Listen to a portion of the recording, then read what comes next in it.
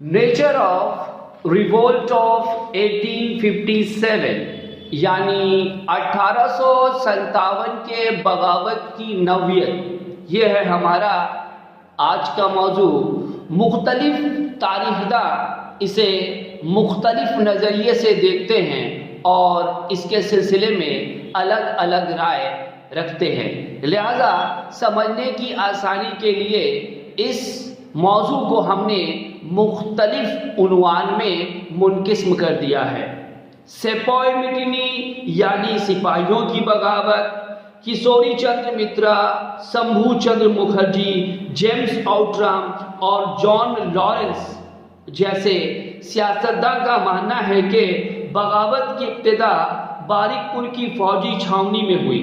इसकी फौरी वजह थी एनफील्ड राइफल में इस्तेमाल किया जाने वाला कारतूस, जिसे दांतों से नोचकर इस्तेमाल किया जाता था। इसके बारे में ये अफवाह फैल गई थी कि इसमें गाय और सूअर की चर्बी शामिल थी, लिहाजा ये हिंदू और मुस्लिम दोनों के लिए ममनू था। लिहाजा इसकी मुखालफत के सिलसिले में उन्होंने बगावत की राह इख्तियार की और आखिरकार इसने एक बड़ी बगावत की सूरत इख्तियार कर ली जो मुल्क गिर पैमाने पर चलाई गई। लिहाजा वो उसे सिपाहियों की बगावत करार देते हैं।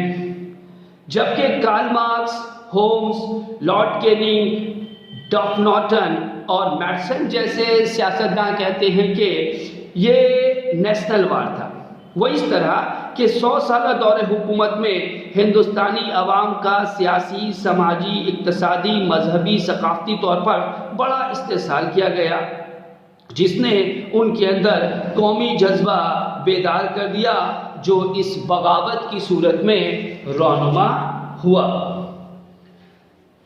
तारीखदानों की एक जमात इसे रिवोल्ट ऑफ एब्डिकेटेड रूलर्स करार देती है, यानी माजूल हुक्मरानों की बगावत। इस फहरिस्त में रमेश चंद्र मौजूमदार और सुरेंद्रनाथ सेन शामिल है। उनका मानना है कि ये माजूल हुक्मरानों की बगावत है, क्योंकि कंपनी ने देसी रियासतों, नवाबों, राजाओं को माजूल कर दिया था। नाना साहेब हो या बहादुर शाह, लक्ष्मीबाई हो या हजरत बेगम महल, सब बरतानवी हुकूमत के खिलाफ किसी न किसी तरह से सताए गए थे। इसीलिए इन लोगों ने बरतानवी साम्राज्य के खिलाफ बगावत का परचम बुलंद किया। जबकि कुछ सियासतदान, जिसमें जवाहरलाल नेहरू, अशोक मेहता, सावरकर बरदरान और वृंदावन लाल शामिल है, जो इसे फर्स्ट वॉर ऑफ इंडिपेंडेंस करार देते हैं, यानी हिंदुस्तान की जंग आज़ादी की पहली जंग।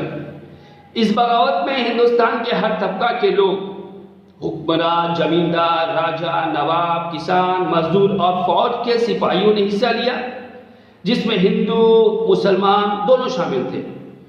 यह गुलामी से आज़ादी की जंग थी, जिसका मकसद अंग्रेजों को हमेशा के लिए मुल्क से निकाल बाहर करना।